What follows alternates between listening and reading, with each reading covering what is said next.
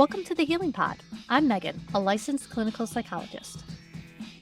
And I'm Jessica, a licensed clinical social worker, and this is our journey of navigating anxiety as we learn to take up space and create an environment where we feel that we can belong. Join us together as we learn not just to survive, but to thrive in our anxious brains. This podcast is intended for educational and informational purposes only. It is not a substitute for professional therapy or medical advice. If you are experiencing any mental health concerns, please seek support from a qualified mental health professional or healthcare provider. Remember, your mental health is important, and seeking personalized professional help is key to your well-being. And welcome back. We are back to daytime recording. It's still a little weird for us, but it kind of works. I have to switch my whole stuff around and get my other mic down here in the office or get a cover for this one. I don't know. Hey, it's better than this fallback. It is dark before I've even fed the horses business. I had one day 2 weeks ago. Yeah, I looked out as the sun was setting after my last client went home. Said, that is the last time I will see you for about 3 months. Okay. Yep. Come in before it rises and leave after it sets. But that's okay. We will get through it. We'll get through it. This season of bonfires and twinkly Christmas lights and everything we can to make ourselves feel brighter. And then suddenly there will be spring again. Yes. Don't forget all the holiday fights and everybody being at each other's throats because of the stress of the holidays. Oh, especially this year. This year, you're going to need some extra gravy because you need something to drown all your pain in. And no, you cannot drink that much wine. Make sure to intersperse it with some turkey. You can have both.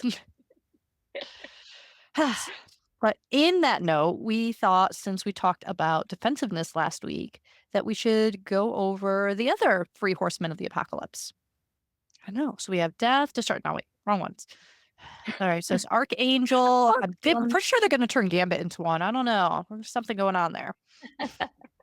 So we're talking about the Gottman method. Gottman. Yeah.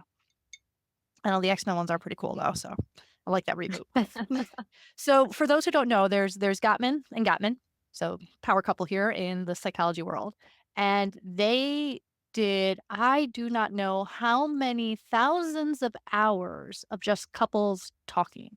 They just took recordings of couples talking and they looked at word choice and tone and body language and all of these beautiful AI would love this data type of stuff. And they filtered it all out and they said, oh, these 4 things tend to show up. And when these 4 things show up, the relationship is on the path to destruction.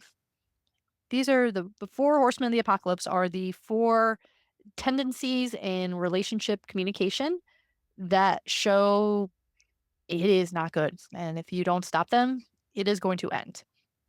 So these are important things to keep an eye on, especially going into these holiday communications. If you're running into, let's say I got the list here, criticism, contempt, defensiveness, and stonewalling. If you're running into conversations and communications where you're hitting these things over and over and over again, why in that conversation? This is not a healthy relationship. This is not a relationship that's thriving right now. Is there a way to step out of that pattern?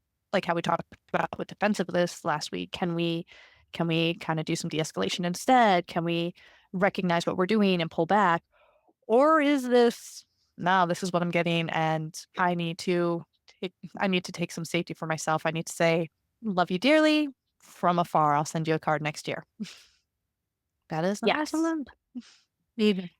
The thing that I found that was really cool about Gottman when I first started studying it was that they had such high predictability rates of divorce and separation and whatever because of the way that they created those artificial environments for the couples to be in that were like real life. It was just them and they were recorded, right? Mm-hmm. And being able to see those who were willing to recognize and make change. And I think that is the biggest part, is that so many people get stuck in the, this is who I am, this is how I am, I can't change. No, you don't want to change. There is a difference. If you're willing to see, hey, this is how I'm reacting and interacting with you, and this is what is impacting, and vice versa, right? Because it's never one-sided. Mhm. then we can shift the way that we communicate, which can completely change the relationship. Absolutely. And it's, we'll always say, psychologists always say, therapists will always say, like, you are responsible for yourself. You cannot change another person. You cannot. If I am stubborn, which I am, and I don't want to change, there is not a dang thing you can do that's going to make me act any different. But if I want to change, if I have that relationship with you, if I care about you, if I can see that what I am doing is hurting you, I will put the effort into it.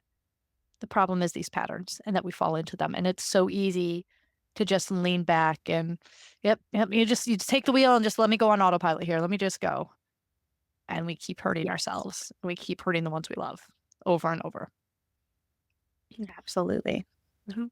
So we are not saying that you should be a perfect little angel and take all of the responsibility and stay in harmful relationships where you are being, told that you're a horrible human being and being stonewalled and being told it's all your fault. We are saying that if you work on yourself and get yourself healthier, you will create space for positive relationships to themselves become healthier or for yourself to go, oh, maybe it's not just me and let me go find better relationships. You being healthy is never a bad option. Yes. Yeah. Changing Ex- your environment is always an option because if the Mhm, other person isn't willing to shift the way they communicate by watching you shifting, mhm. then that's where we can see maybe this isn't the environment for me. Uh-huh. Uh-huh. And you have to be able to take that, look at yourself and look at the space you're in and go, what am I contributing to this? What happens when I stop contributing that to this? Mhm. Do I want it? Is this worth it? Those are hard questions to ask sometimes, especially when you put a lot of time into something. And I think FOMO is a big thing, right? Like you've invested so much in this Hmm. relationship and we've fought so much. And what if this one time that I'm just finally like, I'm done, they're going to change. And then I missed that. Yeah. But what if you being done is what makes them change and makes them a better human being for the next person around? If you have kids, for your kids, if you bump into them on the street at a grocery store later in life, what if they are a better human being then because you said, no, I'm not putting up with this. This is bad. Yes. Yes, you'll miss out on a bad relationship that was continuing in a bad relationship pattern, but you made that space for a better human relationship else in the world. You're making the world better by leaving friends. Sometimes you make the world better by leaving. Boundaries are important. Sometimes you have to say no. Facts. Yeah, absolutely. So those four horsemen, we're looking at criticism, contempt, defensiveness, and stonewalling. And defensiveness, well, we kind of did criticism and defensiveness last A little time. bit. A little bit. So we're just gonna feed her fish off of these today. We are. And they are. It's just these patterns of communication. It's this pattern of engaging. It basically, these four aspects erode the things that that make relationships. So they take away your feeling of safety, of, hey, I messed up. Can I admit my mistake to you? They take away that feeling of trust. I am overly swamped at work and I'm losing my mind. Can I rely on you to get the things done at home? Can I rely on you to pick up the slack? Can I say I need you and you will show up? And they just take away that ability of, I like being with you. Being with you feels better. It makes me calmer. It makes me happier. They take away these things that pull us together in a relationship. And that's why relationships fall apart with them. Yes. So And I those, feel like it's Mhm. human nature. Watch toddlers. That's how they Mhm. interact. And if we never grow out of those patterns, it just gets worse. Well, and I think like most maladaptive coping and most interactions, it starts from a place of I'm hurt, I'm scared, and I need to protect myself. Like Mhm. pretty much anything we do starts from that space of I feel something that I don't want to feel and I don't get it away from me, make it safer, make it better. It's just, do we do that with the other person or do we label that other person as the problem? Which is where that critical thinking comes in of, is it us? Is it them? Is it financial stress? Is it world stress? Is it something else entirely? Yeah. We just have conflicting personalities that are never going to work. Sometimes perfectly lovely, healthy, wonderful human beings are shit in relationships and they make bad relationships and they do bad things together and they do bad things to each other. And as soon as they're separate, they're wonderful. They're lovely. They go in on the world and they do good things in the world and they are lovely people to other people. But something about that interaction just doesn't work. And it doesn't have to be someone is evil and twirling their mustache. It's just sometimes it's just don't really have twirl the mustache there. Doesn't quite work. Oh my gosh, totally random fact. We have a tech, or I think he's transport at the hospital, and he has got the most epic, like thick, gigantic, curled handlebar mustache. It's fabulous. Nice. He looks so evil, but he's also like the sweetest person ever. I love that. I love that. It's like you got it because once you get it like that, you have to take care of it. You have to use the wax. You have to keep it trimmed and brushed. Like it's a style. It is a style. It is good. Exactly. Sidetrack, sorry. All right. So the exact opposite of that sidetrack, the first horseman is criticism. So just in general, like what is criticism? Constantly looking at somebody like what you're doing is a complaint, right? Like, why are you doing it that way? Mhm. Oh, you're screwing that board into the fence, but why didn't you use a nail instead? Mhm. Really, you did that again. That's the choice you're going to make. You're going to podcast during the day. You're going to podcast wearing this shirt. And, it's the little things that, like, whatever the problem is, I'm going to make it about you. You never think of me. Never, never. That's a big one. Like the absolutes, the extremities. You never think of me. You never clean up after yourself. You're always on me about this. You're always talking bad about my parents. You're always forgetting your lunch. Like the things that are not humanly possible because extremes don't actually work for most humans. Like very, very rarely. And it's all you can think of. And it's all they're hearing. Yeah. Yeah. So the one person saying it, I am looking at you and there's all these problems here. And I see all these problems as a factor of you and who you are and the fact that you're just not good enough. You're not good enough at this stuff. You're not good enough at anything. You make my life more difficult. And then the one receiving it just hears that constant, here's this person that I'm in this relationship with, that I care about, that I want. I'm not good enough for them. I'm messing up again. I'm causing things harm. I'm making problems. Like it's this constant belittling over and over again. You can see why that doesn't make you feel warm and cozy and want to cuddle up to someone. Absolutely. My big complaint in conversations and when people are condescending. Like the one phrase that you're gonna say to me that is gonna shut me down and I'm not gonna hear another word that comes out of your mouth is clearly you didn't understand. Let me tell you again in simpler terms. No, I understood. You're just being disrespectful and I don't care. Mhm. Or maybe I understood and I disagree, and you're now gaslighting me and ignoring my things because you think if you just say the same phrase over and over again, I should agree with you. Wow. Yeah. Yeah. That literally, that'll get me every time. Hmm. Yeah. And I think, like, when I think of criticism, it sounds in my head like siblings, like little kid siblings. Yes. He always gets the front seat. She never has to clean. It sounds like that little bickering. They're in my space and I don't want them to be because I want all the attention and I want, like, that's what it feels like to me when I hear about criticism. Yeah. And that's pretty accurate. A lot of times adults acting like kids is what makes our relationships into problems. So. Absolutely. So how do we opposite criticism? Like if we find ourselves being critical, like, just you always make me late to start podcast. It was totally me. It wasn't just you always make me late to start podcasting. Okay, how do I undo this and make it not about you, but focus on what the actual problem is? Ooh, oh my Right? gosh. We're late. So what can I do differently next time that can help you be on time? Right. Like, hey, this schedule seems to be a problem. Do we need to rework it? Do we need to find more daylight hours we can do this in?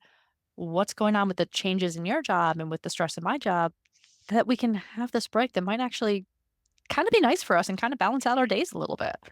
Not gonna lie, it's kind of nice to have a break in the day and record. Right. Let me tell y'all, Megan and I have amazing communication. I Mhm. send her a message 1 minute before we're supposed to be on, and she says, I'm on my way. I just got to finish this. And I'm like, all right, cool. And then Mhm. I start Mhm. doing a task. And then she pops up, and I'm like, okay, hold on now. Finish my Yep. task. And that's just we're And just you're like, like, "Oh." okay, we got this. Yeah.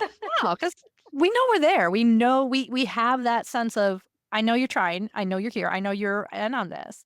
And the problem is not you, and the problem is not me. The problem is work demands and kid demands and animal demands and life demands and weather demands and like and that's a big thing with the criticism is the problem the person or is the problem external? Because if the problem is the person, if you are my problem, okay, what do I do with that? Why do I like you? Why am I friends with you? Why am I in a relationship with you? Why do I love you? Like, if you're the problem, what on earth am I doing?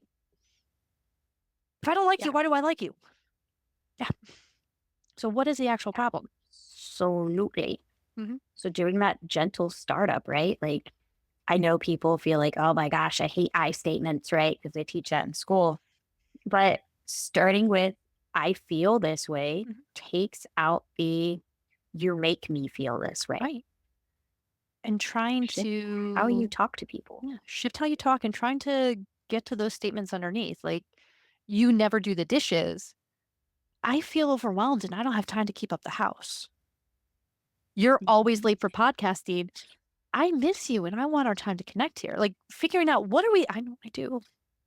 What are we actually what are we actually feeling? What do we actually need? And if we look at our Yes. needs, how we can solve the problem. Yes. Mhm. I feel shifts into, oh, wait, this is what I need. Mhm. And I just didn't know how to ask for it. Can we please talk about my day today? I just Mhm. need to vent. I don't need you to fix things or give me a solution. Can I just vent to you today? I just sent you like 50,000 reels and now I need to just ramble about this local psychiatrist that I want to turn into the board. That's fun. That's all I need sometimes, you know? Yep. Just happens. Yeah, so criticism. Just kind of roll it back a little bit. What are we actually upset at? What do we actually need? And then the next one, contempt. Because once I'm like, Not you're the the problem, content. you're the problem, you're the problem. Once I do that, once I buy into that, once I believe my own bullshit, then I tell you you're the problem. And then it comes from just like, you're a problem to, I graduate from the little 8-year-old, she's always in my seat, to the 12-year-old. Well, you're such a loser, aren't you? No one likes you. Like it, you take it to not just do I think you're a problem? I think everyone else should think you're a problem. And again, I have to question why are you in a relationship with someone you feel this way about? Great. Are you Yeah, talking to me? yeah. No, I love you. You're awesome.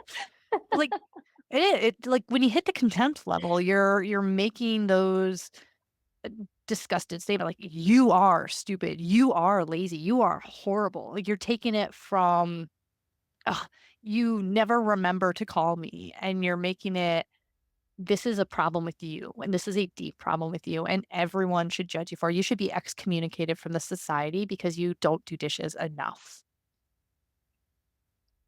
We have Facts. a very And weird I will society. say I am guilty of that contempt. Mhm. When I get frustrated and overwhelmed, I am not good at saying what I need. But Lord child, I will tell you, I am frustrated because you never do the freaking dishes and it always falls on me. Yeah, like it's just that next level. Like I'm frustrated, I'm judging you, you're a problem. I still have this problem. You haven't fixed it yet. This must be a deeply ingrained problem in who you are. And it's kind of like taking that difference between guilt and shame. So guilt is you've done something wrong. Your behaviors are wrong. And shame is you are a bad person and you should feel bad for the things you've done. And you're just kind of taking it to that next level of even more so I'm better than you in every way possible because I would never consider not doing the dishes. I love you, Casey. I'm sorry I keep forgetting the dishes. I would never consider not doing the dishes. Versus you, who all it must be a character flaw. There must be something wrong with you that you can't do the dishes. But also, why is it so freaking hard for you to just do the dishes? Wait, it's me. I don't see them, they're gone. Or if I see them too often, then I just blend into the background. It has to be shiny and new and different and for me to have a moment. And it drives Casey nuts, and I know that. I try. I'm just bad. I'm with Casey. That is my pet peeve. I'm like, you just used that dish. You can see I just did the dishes and you just set it in the sink. It's even worse. She's in charge of washing. I am just in charge of putting away because we have a dishwasher. So I am just in I am when she tells me I do it, and I'm like, "Oh, yeah, absolutely, because it's not a problem. I can do it." So she tells me I do it, but then I just get into my patterns and I don't do it. And I must say that Casey has never made me feel shamed or guilted or anything for it. She's like, "Megan, can you please put away the dishes so I can wash some more?" I'm like, "Oh, yeah, okay, that's easy." So Casey is our green forest. Yep. So with that, I want to like, we're going to Mm, dig into your life, right? mm, Um, so that contempt part, right? uh-huh, Of because you and I are, as much as we are similar, we are opposites too. And I love that because I feel like it adds so much to yes. this communication piece. So with the contempt, for me, there is that feeling of if I have to ask you to do it, it's easier just to do it myself. Mhm, And now I'm feeling contempt towards you because I can see there's dishes in there. In my brain, you can see there's dishes in there. So why do I have to add one more thing to my plate to mhm, ask you to do it mhm. versus Right. you just doing it? And then how do I shift being appreciative when you do it versus just being frustrated that, okay, you did the dishes this one time and now there's dishes. That's just like that. And that's the thing, like, you are absolutely correct. It is one more thing on your plate. It is one thing that I would love if I could figure out the hack for my brain to actually do it. And, like, sometimes we every now and then we'll get it into a pattern where, like, I'll unload them every morning, but then my morning schedule shifts slightly and suddenly I'm busy and doing other things and I forget. So, really, I just need to find another chained pattern habit to put it into because if I don't chain everything, I forget to put deodorant on in the morning, and that's why I have extra deodorant in my office. It's just it's a thing with the brain. So, really, like, that's what I need to do, but there's so much time in between my recognition of that and my ability to build a new habit like that, that I know it's driving her nuts. And I know she doesn't want to nag me. And she thinks it's nagging. She thinks it's upsetting to me. Like, no, no, please yell at me. Please nag me. I know you love me. So I'm not going to take it that way. I'm going to take it as Megan, your brain, click it into gear. But it's hard because it's one more thing on your plate and it's one more thing that you need to do. And it's really, I'll just get in a cleaning mode and I'll just get frustrated and I'll do it. And then I'm like, oh, I didn't do it again. I'm gonna pull back and feel bad. And what can I do to make up for me being me? So what is a healthy way that doesn't add more to your partner's plate, Mhm, but also helps you take that responsibility and get back into those habits? mhm. See, for a lot of it comes down to like the timing of the reminders for me. So if I try to tell myself to do it when I am in the I am tired, I just finished everything else. I do not physically have it in me to move at this moment and do it. I will put it off in the I'll handle it later pile, which just sinks into oblivion off screen. So I need to be reminded at a point where it's like, hey, what's your pattern now? And like, that's not a thing I need her to do, it's a thing I need to do, but I need to set it up when I have it. So a lot of it is trying to have a conversation at some point of just, can we check in at some moment when we're not both frustrated? Can we say, okay, how are you today? How are you doing? How am I doing? When it's not, I'm so tired. All I want to do is crawl back into bed. We've had a long week. We've had a long month. We've had a long year. We can't add anything more to our plates because then I don't have the energy to do it. But if we're having check-in conversations more frequently at a time where it's like, hey, this is, we could play games, we can watch a movie, but why don't we check in with each other a little bit first? We actually have some energy. How are we doing? How are you doing? What are you noticing? Because then I like have the ability of, oh, I'm actually okay at the moment. I can actually make some plans. I can add the reminders to my phones. I can do these things. So if we just have that time of how are you when it's not I'm tired and the dishes aren't done or you're really tired. Do you think you could do them tomorrow? I was like, yes, absolutely. I am physically capable of doing the dishes tomorrow. I'm physically capable of many things that I don't do.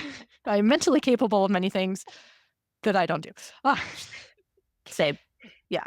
But I think to keep it off of my partner's plate, to keep it off of Casey's plate, it's not that I need her to do like if she does the reminders, it works. But that's not fair to ask. So it's not that I need her to do it. It's that I need to make myself actually check in with myself. I need to have downtime. I need to take care of myself. And I need to invite her to do the same for her stuff. I mean, I can't for the life of me think of a chore she's avoiding right now that I would like her to do because that's me and not her. But I'm sure there's something that she thinks is nagging in her head that she would like to pay more attention to for herself as well. And like setting it up not as a you do my reminders, you tell me, you do this, but as a discreet, hey, here's time and energy that we have put aside to actually enjoy our time and energy with each other and take responsibility for ourselves and talk about where we're at and do our own work towards it. So it's not just, yes, I need to do it. And I'm so tired. Just remind me later. That doesn't help. Yes, It doesn't help you do it. And exactly. Absolutely. No, whenever I work a lot with couples. So whenever I'm doing, marriage therapy or just significant other therapy, um, that is a big start of it, right? I use Gottman a lot. And I always bring it back as we're going through these stages of prioritize time because your spouse should be one of your top priorities, right? We all have our things that are important and we have to get done. But find 10, 15 minutes a day.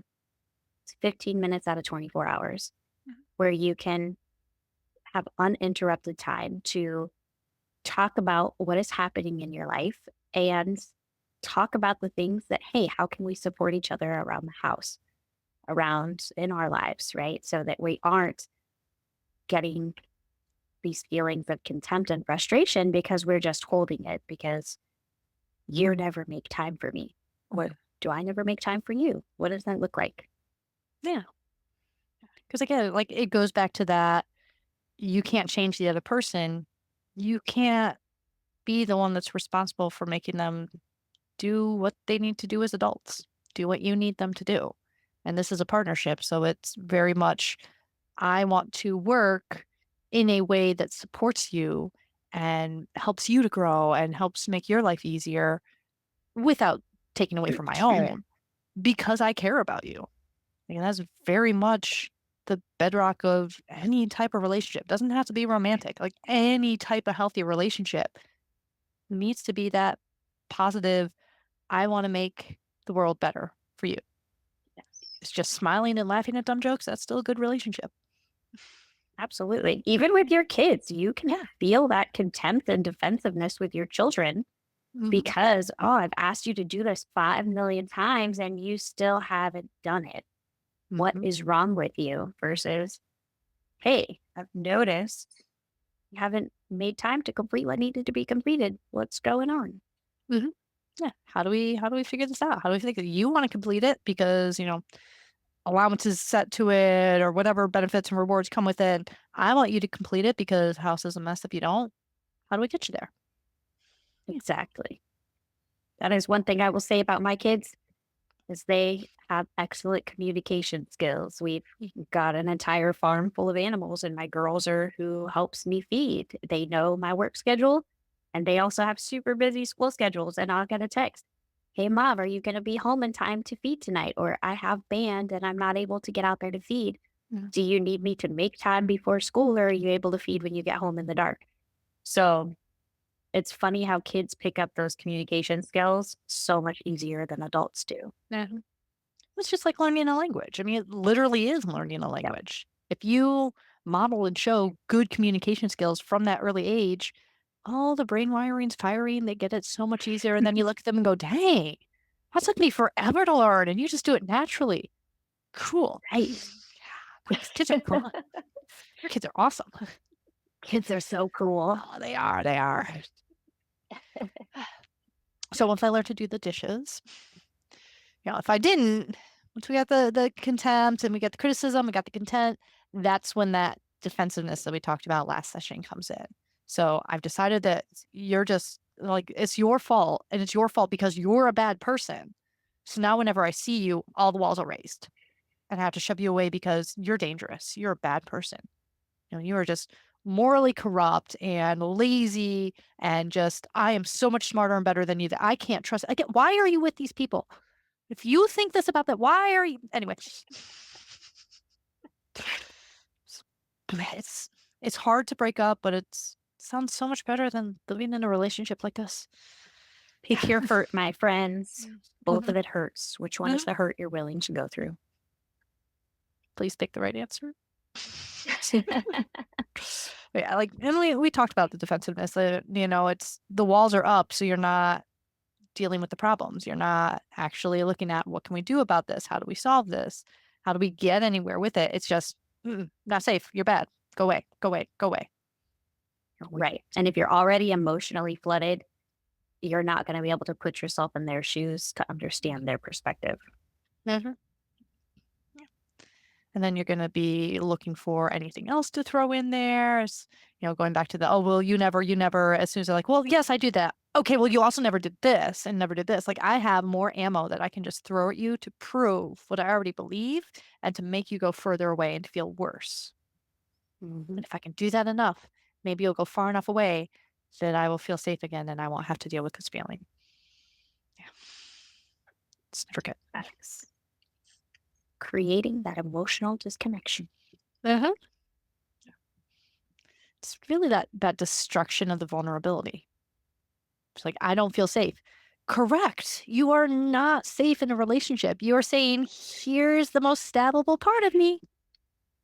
Don't stab it. Like, you're not safe. That's the whole point, is trusting someone to keep us safe. Because, Yes. yeah, if it goes bad, it's going to hurt. It's going to hurt a lot. It's what we do. And that is a big part that I had to learn, right? Like, not everybody has the same heart as me. And Mhm. learning when you are and are not safe in a conversation. Because if you are a person who wears your heart on your sleeve and you share everything that you're feeling, and you're not talking with a safe person that cares to keep that part of you safe, then they already don't care. Yeah. So the emotional aspect of it doesn't matter to them. Because they're not looking at this and coming into the relationship as, oh, I want to contribute to your safety. No, you don't need to be safe. I need to be safe. You're fine. You're just lazy. You're not trying to be safe. You're just lazy, and that's why you're not doing this thing. No, no. But yes, so first you're criticizing, you're doing it bad because you're a bad person, because I've turned to contempt now. And then I'm going to start being defensive and I'm going to build up my walls because I need to get you away from me. And if we build up the walls hard enough and high enough, then we hit the stonewalling. And stonewalling is the horsemen. It is death in the horseman apocalypse. It is when they hit that, Gottmans are like, get to lawyer. So what Yep. is stonewalling? How do we describe that? It's when you've hit that point of just shutting down, you've disengaged, you have no interest in talking anymore. Mhm. And there's so much emotional pressure of you're in that fight or flight mode. Why am I going to respond anymore if you're not going to be willing to hear what I have to say too? You just want me to hear you and accept your attacks. Mhm. Yeah. Yeah, and again, either side could do it. There's never honestly, there's Mhm. never really one side that's doing this all, and the other side is just like, "I'm perfectly healthy. What are you talking about?" Because perfectly healthy people do not stay in these relationships.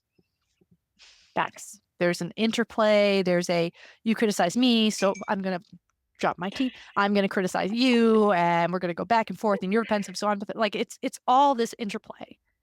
And so you hit the stonewalling stage, and you're just done. I was like, maybe I'm not even looking you in the eye anytime you talk, and I'm not paying any attention to you whatsoever. Every time you walk in a room, I just leave. Every time you open your mouth, I just start turning the TV up louder. Yeah. Oh, it's just how do I completely shut down and just refuse to engage? I refuse to talk about the problem. I refuse to talk to you. And there's the stonewalling aspect and there's the graystoning aspect. So there's the I am shutting you out because I think you're a horrible person. I don't want to have anything you say. And there's the I am shutting down because I am so not safe right now that if I poke my head out of my little turtle shell hole, you're going to bite it off. And they're both that emotional Say, can't do. yep. I And don't want to hear your excuses anymore. yeah. And it's not going to change anything. And also, I don't want to open myself up to be attacked. Mhm. Yeah. And when you're not talking and you're not listening and you're not there, there is nothing you can do. I I can bury you in flowers and chocolates and promises and whatever. You're not going to hear any of it because you're not there. I can do every single dish on the planet and suddenly everything is spotlessly clean. You don't care because you're not there. And I cannot make you come out of that hole. There's nothing I can do that makes you do anything. I can try to coerce, I can try to beg, I can try to barter, I can try to threaten. Don't threaten, it does not help stonewalling. Really, people, you hear nothing here? Like, I can do tons of stuff to you, but I cannot make you do anything. You have to. Yep. And if you're done, you're done. Nope. And there's so much distance. You're shouting into empty caverns there and nothing's come back. There's no communication. There's no attempt to the problem. And there's on the side that's being cut out, maybe they are the more aggressive and they are the angrier. And how dare you be out of my reach to hurt you and to prove to you how I'm feeling and that you are the wrong one and that you are the problem. And if you're the side that's been trying to fix it all the time and like, well, maybe I can be the people pleaser and I'll do this, then I'll do this, and this will make you happy if I do all this. Now suddenly you have all the abandonment issues that turn you into a people pleaser coming to play because you're doing everything to please this person and they're not there. You're not getting any of that emotional feedback. You're not getting any response. You are bending over backwards. Like, I did the dishes. I did the dishes. Just look at me. Just look me in the eyes. Just look at me. Yeah. Yep. Abandonment fears activated. Did you notice I did the dishes today? Yep. Sure did. I did the dishes and I wiped down the counter. I took the dogs out too. Can I make you anything for dinner? Do you want your foot rubbed? What can I do? Nope. Good. Mhm. Yeah. It's like, nope, good. Gonna go out with my friends tonight. Talk to you later. Yeah, and we can do our nervous giggle because we do, but yeah, that sense of I'm trying to do everything to be pleasing enough for you, to be good enough for you, and you're not there. And if they're not there, that's not a relationship anymore. It's just The not. door has been closed unless you're willing to heal Mhm. those pieces. And you have to be patient. Yeah. And that goes back to kind of what we were saying at the beginning of sometimes it takes leaving. Like if you've closed the door and you have that power of the stonewalling and you're like, I don't care. And I'm throwing everything at you and everything at you. That imbalance, it's like now it's your decision whether you grace me with a good job, honey, or not. Now it's your decision if I get anything that I need, right? That is a huge and potentially very dangerous power imbalance to get into. Versus I can say, all right, I'm trying to do everything. I'm an okay person. Like I'm not awesome. I don't remember the dishes, but I'm an okay person and you don't want me and that sucks, but all right, you don't want me. I'm going to go live my life as an okay person over here. And if you ever pull your head out your butt, look me up, maybe, or don't, or don't. Maybe I don't believe you pull your head out of your butt. I don't know. It depends. Yeah. but like actually just not engaging in the power struggle. Please remember this for your teenagers as well, people. If you don't engage in the power struggle, what's the struggle? Right. It's like I am incredibly stubborn. I can outstubborn myself.